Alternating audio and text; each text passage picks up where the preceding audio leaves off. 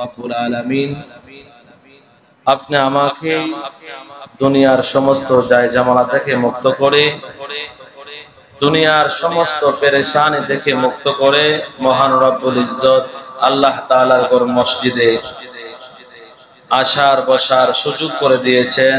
রব্বুল ইজ্জতের দরবারে শুকরিয়া তান আদায় করি, সকলেই জবানটা খুলে বলি আলহামদুলিল্লাহ।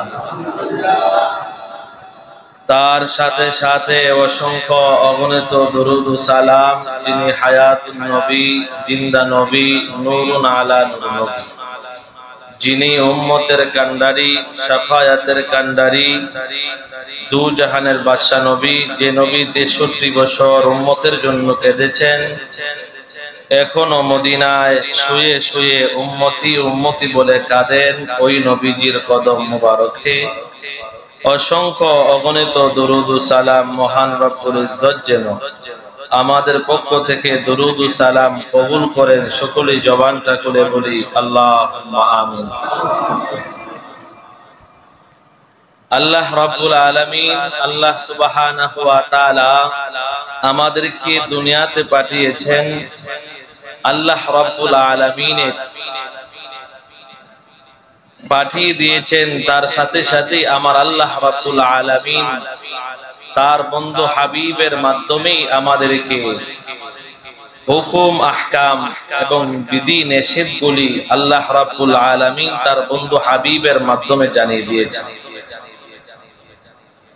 আল্লাহ রাব্বুল আলামিন আমাদেরকে বানিয়েছেন। যদি আল্লাহকে জিজ্ঞেস করি, আল্লাহ আমাদেরকে কেন আপনি বানিয়েছেন, আল্লাহ রাব্বুল আলামিন বলবেন, আমি তোমাদেরকে বানিয়েছি ইবাদতের জন্য। কিসের জন্য? ইবাদতের জন্য। আল্লাহ আমাদেরকে আপনি বানিয়েছেন ইবাদতের জন্য। আপনার ইবাদত করব। কিভাবে আপনার ইবাদত করব? আল্লাহর হাবিব রাহমাতাল লিল আলামিনের মাধ্যমে আল্লাহ রাব্বুল আলামিন জানিয়ে দিয়েছেন যে মুত্তাকিন অবস্থায় আমার ইবাদত বলেন না সুবহানাল্লাহ। কারণ ইবাদতের জন্য আল্লাহ রাব্বুল আলামিন মানুষ বানাইছেন। আল্লাহ রাব্বুল আলামিন সকল মানুষের ইবাদত আল্লাহ কবুল করবেন না। কারণ হচ্ছে নামাজ হচ্ছে ইবাদত, রোজা হচ্ছে ইবাদত, জিকির আজকার হচ্ছে ইবাদত, মা বাবার খেদমত করা হচ্ছে ইবাদত। এমনকি আল্লাহ রাসূল সাল্লাল্লাহু আলাইহি ওয়াসাল্লাম জবান মুবারক দ্বারা যেইগুলি বাক্য আমাদেরকে আদেশ করেছেন, এগুলা পালন করার মাধ্যমেই হচ্ছে ইবাদত। আর নিষেধ বলি আমরা বর্জন করব, সেটা আল্লাহ রাব্বুল আলামিন বলেন বর্জন করাটাও ইবাদত, আমল করাটাও ইবাদত।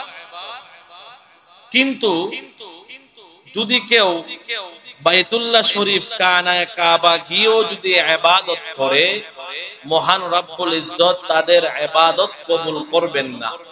ইয়া রাসূলুল্লাহ, নবী গো, কাদের ইবাদত আল্লাহ কবুল করবেন না? আল্লাহর হাবিব বলেন, যতক্ষণ পর্যন্ত সে মুত্তাকিন না হবে, মুমিন না হবে, সালেহিন না হবে, ততক্ষণ পর্যন্ত তার নামাজ, তার রোজা, তার কোরআন তেলাওয়াত, তার হজ, তার যাকাত কোনো কিছুই মহান রব তার ইবাদতগুলি কবুল করবে। তাহলে নিশ্চয়ই প্রমাণ হয়ে গেল নামাজের চাইতেও ঈমান বড়, কোরআনের চাইতেও ঈমান বড়, রোজার চাইতেও ঈমান বড়, সদকায়ে ফিতর, সদকা আল্লাহর রাস্তায় আপনি সদকা করলেন, তার চাইতেও ঈমান বড়। এখন প্রশ্ন হলো, আপনি আমি জীবন ভর ইবাদত করলাম, কিন্তু ঈমান নামক বস্তু আমাদের সঠিক হলো না, বলেন তো আমাদের জিন্দেগীর সমস্ত ইবাদত কবুল হবে কিনা? কবুল হবে। তাহলে নিশ্চয়ই সর্বপ্রথম আল্লাহ রাব্বুল আলামিন বলেন, তোমার ঈমানকে মজবুত করো, ঈমানকে কাটি করো, তাহলে অল্প আমলেই তোমার নাজাতের জন্য যথেষ্ট হবে। বলেন না সুবহানাল্লাহ। আল্লাহর হাবিব রাহমাতাল লিল আলামিন বলেন, তুমি তোমার ঈমানকে মজবুত করো। এখন আমরা ঈমান আল্লাহ রাব্বুল আলামিনের উপর আনলাম, ঈমান আনলাম যে আল্লাহ রাব্বুল আলামিন হায়াতের মালিক, রিজিকের মালিক, সম্পদের মালিক, মরণের মালিক, পরকালের মালিক, বিচার দিনের মালিক, সবকিছু আমরা আমানতু বিল্লাহি ওয়া মালাইকাতি বলে আমরা সবকিছু মুখে আমরা বললাম যে আমরা আল্লাহকে মানি, ফেরেশতাগণকে মানি, কিতাব সমূহকে মানি, রাসূলগণকে বিশ্বাস করি, কিয়ামতকে বিশ্বাস করি, তাকদীরকে বিশ্বাস করি। এই তাকদীরকে বিশ্বাস করার পরেও আমরা যারা দুনিয়ার জিন্দেগি বন্দেগি করতে যাইয়া আল্লাহ রাব্বুল আলামিনের ইবাদত বন্দেগি থেকে দিন দিন পারেক হয়ে যাইতেছি, আপনাদের কাছে আমার প্রশ্ন, আপনি যে আপনার সন্তান নিয়ে ব্যস্ত, আপনি যে আপনার বিবি নিয়ে ব্যস্ত, আপনি যে আপনার নাতি নশা নিয়ে ব্যস্ত, আপনার কাছে আমার প্রশ্ন, বলেন তো যেই কবরে আপনি আমি চলে যাব, যেই কবরে বন্ধু আপন হবে না, বান্ধব আপন হবে না, সন্তান আপন হবে না, নাতি আপন হবে না, বিবি আপন হবে না, এই কবরে কি আপনি আমার দুনিয়ার জমিনের বন্ধু বান্ধব আপন হবে? ওই কবরে যিনি আপন হবে তিনি হচ্ছে রাহমাতাল লিল। ওই নবীকে জানের চাইতে বেশি ভালোবাসার নামই হচ্ছে ঈমান। বলেন না সুবহানাল্লাহ। এই নবীকে জানের চাইতে, সম্পদের চাইতে মানার নামই হচ্ছে ঈমান। আর যদি ওই নবীকে আপনি না মানে, না মাইনা যদি আপনি ইবাদত করেন, আপনার নামাজ দিয়ে, আপনার রোজা দিয়ে, আপনার যাকাত দিয়ে, আপনার হজ করে কোনো ফায়দা হবে? এই জন্য রাসূল বলেছেন ঈমান যখন, ঈমানদার যখন অল্প আমল করবে, তার অল্প আমলটাই কিন্তু নাজাতের জন্য যথেষ্ট হবে।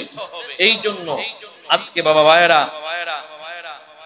এই জুমা থেকে আমাদের শিক্ষা নিতে হবে রাসূল সাল্লাল্লাহু আলাইহি ওয়াসাল্লামকে আমাদের জানের চাইতেও বেশি ভালোবাসতে হবে। কথা বলেন ঠিক কিনা? আবু বকর সিদ্দিক রাদিয়াল্লাহু তাআলা আনহু, উনি এমন নরম সাহাবী ছিলেন যে উনাকে যদি কেউ গালি দিত উনি কোনোদিন পাল্টা গালি দিতেন না। আবু বকর সিদ্দিক রাদিয়াল্লাহু তাআলা আনহু এমন সাহাবী ছিলেন, উনি ভদ্র এবং মুরব্বী, এবং উনি খুব নরম মাফের সাহাবী ছিলেন। কোনোদিন যদি উনাকে কেউ গালি দিত উনি পাল্টা গালি দিতেন না। একদিন এক মজলিসে রাসূল সাল্লাল্লাহু আলাইহি ওয়াসাল্লামকে নিয়ে কাফের মুশরিকরা যখন বাজে মন্তব্য করলো, বাজে মন্তব্য করার সাথে সাথেই আবু বকর সিদ্দিক রাদিয়াল্লাহু তাআলা আনহুর রাগ উঠে গেল যে আমার নবীজির বিরুদ্ধাচার করে, আমার নবীর বিরুদ্ধে কথা বলে, আমার নবীজির, আমার রাসূলের শান ও মানের বিরোধিতা করতেছে, তাদেরকে ছাড়া যাবে? ওই আবু বকর সিদ্দিক রাদিয়াল্লাহু তাআলা আনহু, যেই ইহুদি, যেই বেদুর্মিটা রাসূল সাল্লাল্লাহু আলাইহি ওয়াসাল্লামকে শান ও মানকে কাটু করে কথা বলছিল, আবু বকর সিদ্দিক রাদিয়াল্লাহু তাআলা আনহু সাথে সাথে গিয়ে তার গালের মধ্যে চর লাগিয়ে দিলেন। বলেন না মারহাবা। আবু বকর সিদ্দিক যখন চর লাগিয়ে দিল, তখন ইহুদি খ্রিস্টানরা ভাবলো, বেদুর্মীরা ভাবলো যে বহুদিনে একটা সুযোগ হইছে আমাদের, যে আবু বকরের অন্যায় পাওয়া যায় না, আবু বকর আমাদেরকে যেহেতু আঘাত করছে, এই মুহূর্তে আবু বকরের মুরব্বি কাকে পাওয়া যায় তার কাছে আমরা বিচার নিয়ে যাব। ওই ইহুদিরা কি করলো? রাসূল আকরাম সাল্লাল্লাহু আলাইহি ওয়াসাল্লামের দরবারে হাজির হলো। হাজির হইয়া বলতেছে, ইয়া রাসূলুল্লাহ, ও মুহাম্মদ, তোমার সাহাবী আবু বকর আমাদেরকে গালি দিয়েছে এবং আমাদেরকে চর তাপার দিয়েছে। তো রাসূল সাল্লাল্লাহু আলাইহি ওয়াসাল্লাম মনে মনে ভাবলেন, এই খাসিয়তটা আমার আবু বকরের নয়, ওই খাসিয়তটা হচ্ছে আমার ওমরের। বলেন না সুবহানাল্লাহ।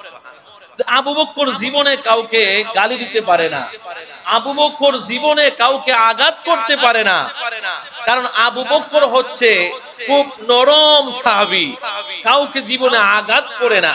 তখন ওই বেদরমিদেরকে আল্লাহ রাসূল বললেন, তোমরা মনে হয় কোন জায়গায় ভুল বলতেছো, আমার মনে হয় আবু বকর তোমাদেরকে আঘাত করে নাই, তোমাদেরকে মনে হয় অন্য কোন সাহাবী আঘাত করেছে। তখন বেদরমিরা বলতেছে, ও মুহাম্মদ, আমরা জেনে শুনেই আসছি আপনার সাহাবী আবু বকরই আমাদেরকে আঘাত করেছে। তখন আল্লাহ রাসূল বলেন, না, এই খাসিয়ত তো আমার আবু বকরের নয়, এই খাসিয়ত হচ্ছে আমার উমরের। উমর পারে কাউকে আঘাত করতে, কাউকে গালি দিতে, কিন্তু আবু বকর পারে না। কিছুক্ষণের মধ্যেই আবু বকর সিদ্দিক রাদিয়াল্লাহু তাআলা আনহু রাসূলের হুজরা মুবারকে এসে হাজির হয়ে গেলেন। বেদরমিরা ওই জায়গায় হাজির। ওই মুহূর্তে আল্লাহর রাসূল বলতেছেন, ও আবু বকর, তুমি তাদেরকে বলে আঘাত করেছো। আবু বকর সিদ্দিক রাদিয়াল্লাহু তাআলা আনহু বলেন, ইয়া রাসূলুল্লাহ, নবী গো, ও দয়ার নবী, মায়ার নবী, যেই নবী আমার প্রাণ, যেই নবী আমার জান, যেই নবীর জন্য আল্লাহ রাব্বুল আলামিন কুল কায়নাত বানিয়েছেন, ওই নবীকে নিয়ে যখন বাজে মন্তব্য বেদরমিরা করেছে, আমি আবু বকর আর থেমে থাকতে পারি নাই। তখন সাথে সাথে আমি আবু বকর ওই বেদরমির গালে আমি আঘাত করেছি। বলেন না সুবহানাল্লাহ। আবু বকর সিদ্দিক রাদিয়াল্লাহু তাআলা আনহু বলে উঠলেন, ইয়া রাসূলুল্লাহ, নবী গো, আমি আর টিকতে পারি নাই যখনই আপনার শান ও মানের বিরোধিতা করেছে। এই জন্য বাংলার জমিনে আমরা যারা ঈমানদার মুমিন মুত্তাকিন হয়েছি, যখন নবীকে নিয়ে যদি কোনো কথা হয়, আল্লাহকে নিয়ে যখন কোনো কথা হয়, তখন আমরা কিছু ঈমানদার আছি, তাদেরকে ছেড়ে দেই, সুযোগ দেই। কিন্তু আবু বকর সিদ্দিক রাদিয়াল্লাহু তাআলা আনহু শিক্ষা দিয়েছেন, মৃত্যু একদিন হবে, মৃত্যুটা অবধারিত, মৃত্যু আমাদের একদিন হবে।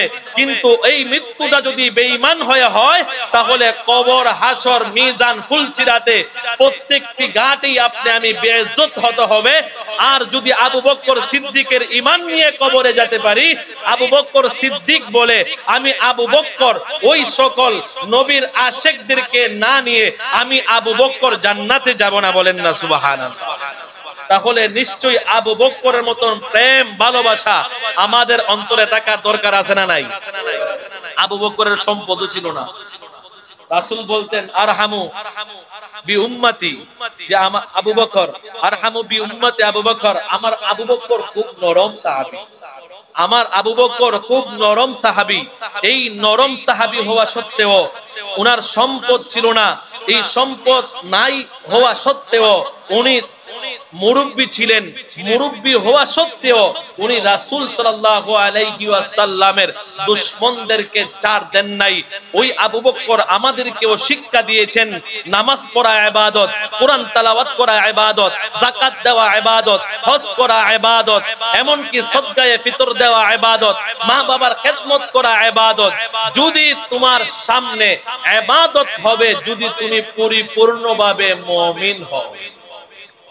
আপনি আমি মুমিন হলাম না। আমি গত জুমাতে বলেছিলাম, যদি বাইতুল্লাহ শরীফ গিয়ে যদি কেউ হজ করে আর বাইতুল্লাহ শরীফ যদি সে 5 ওয়াক্ত নামাজ পড়ে, যে আল্লাহর কাছাকাছি আমি আয়েশা পড়ছি, আহলে বায়াতের প্রয়োজন নাই, নবীর মহব্বত প্রয়োজন নাই, খোদা কি কসম, আল্লাহর হাবিব বলেন তার ইবাদত বন্দেগী কোনো কিছুই কবুল হবে না। এমনকি বাইতুল্লাহ শরীফ, হারামাইন শরীফ যদি গিলাফ ধরে ধরে এমনকি ভিতরে প্রবেশ করেও যদি ইবাদত করে, তার ইবাদত কবুল হবে না। শর্ত হচ্ছে আমলের পূর্বে ঈমান। কথা বলেন ঠিক কিনা? ঈমান আগে মজবুত হতে হবে। আপনার ঈমান নাই, আপনার আমলে কোনো কাজে আসবে না। এই জন্য আমরা ঈমানদার মুত্তাকিন হতে হবে।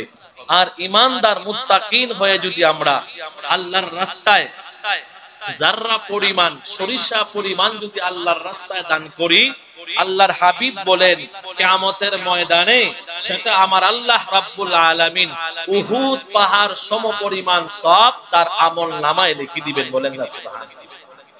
তাহলে বাইতুল্লাহ শরীফ গিয়ে আমি হজ করলাম, বাইতুল্লাহ শরীফ গিয়ে আমি নামাজ পড়লাম, সেই নামাজ কবুল হলো না, কারণ হচ্ছে ঈমান না থাকার কারণে।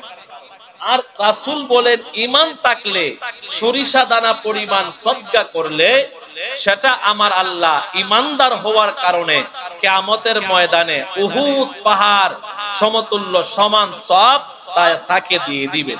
তাহলে নিশ্চয়ই ঈমান বড় দামি সম্পদ, ঈমান বড় দামি সম্পদ। আপনি সারা বছর ইবাদত করলেন, বندگی করলেন, হজ করলেন, যাকাত দিলেন, কিন্তু মরণের সময় আপনি ঈমান নিয়ে কবরে যেতে পারলেন না, বলেন তো আপনি আমার ইবাদতে কোনো কাজে আসবে? আপনি আমার ইবাদত কোনো কাজে আসবে না। এই জন্য সদা সর্বদা রাসূলের প্রেম, রাসূলের ভালোবাসা নিয়ে থাকতে হবে। আমরা দুনিয়াতে যাদের প্রেমে, যাদের মহব্বতে, যাদের ভালোবাসায় পড়িয়া সামান্য এক বেলা খাবারের জন্যই হোক, কিছু টাকা পাওয়ার জন্যই হোক রাসূলের দুশমনদের সাথে আমরা চলি, মনে রাখবেন ওই দুশমনরা কবরে আপনার সাথী হবে না, মিজানে আপনার সাথী হবে না, ফুলসিরাতে আপনার সাথী হবে না, হাসরের ময়দানে আপনার সাথী হবে না। যেই নবী আপনার কান্ডারি হবেন এক বেলা খাবারের জন্য, একটু সুখের জন্য, শান্তির জন্য, আমরা ঈমান হারা হব না। ঈমান মজবুত রাখবো, আমল অল্প করব। কারণটা কি জানেননি? কারণ আল্লাহ রাসূল সাল্লাল্লাহু আলাইহি ওয়াসাল্লাম বলেছেন, যেই ব্যক্তি মাগরিবের নামাজের পর 6 রাকাত আওয়াবিন নামাজ পড়বে, কয় রাকাত? 6 রাকাত আওয়াবিন নামাজ পড়বে। প্রত্যেক রাকাতে যদি সূরা ইখলাস 3 বার অথবা 10 বার যদি প্রত্যেক রাকাতে পড়ে এবং আওয়াবিন যদি 6 রাকাত পড়ে, একদিন আওয়াবিন নামাজ পড়ার কারণে আল্লাহ রাব্বুল আলামিন তার আমলনামায় 36 বছর ইবাদত করার সওয়াব দিয়ে দিবেন, বলেন না সুবহানাল্লাহ। এখন ঈমান থাকলে একদিন আওয়াবিন বললে 36 বছর ইবাদতের সওয়াব পাওয়া যায়। রাসূল আকরাম সাল্লাল্লাহু আলাইহি ওয়াসাল্লামকে সাহাবায়ে কেরাম প্রশ্ন করলেন, ইয়া রাসূলুল্লাহ, নবী গো, 36 বছর যে একদিন আওয়াবিন পড়লে আমার আমলনামায় আমল আসবে, এটা কেমন আমল? আল্লাহর হাবিব বলেন, মুমিন মুত্তাকিন হইয়া 5 ওয়াক্ত নামাজ ধারণ করিয়া, রোজা হলে রোজা রাখিয়া, যেই ইবাদত বندگی নেককার সালেহিনরা করে, ওলি আল্লাহগণ করে, নফল ইবাদত বندگی করে, এই নফল ইবাদত বندگی সহ যত ইবাদত একজন সালেহী আল্লাহওয়ালা করে, তত পরিমাণ সওয়াব ওই 36 বছরের সওয়াব আল্লাহ তার আমলনামায় ঢুকিয়ে দিবেন, বলেন না সুবহানাল্লাহ। কয় দিন নামাজ পড়লে? একদিন আওয়াবিন কয় রাকাত? 6 রাকাত। এইভাবে যদি আমরা 3 দিন পড়ি তাহলে 3 দিন করলে কত হয়? 100 কত হয়? 108। তাহলে 108 বছরের ইবাদত আমাদের 3 দিনে হয়ে যায়। কথা বলেন ঠিক কিনা? আমি আমল বাদ দেওয়ার জন্য বলি নাই, কারণ হচ্ছে নামাজ হচ্ছে ফরজ। এই ফরজটা আমরা যখন এশারের সময় আমরা নামাজ আদায় করি, ইমামের পিছনে প্রথম অবস্থায় আমরা কিন্তু 4 রাকাত নামাজ আদায় করি, সেটা হচ্ছে ফরজ।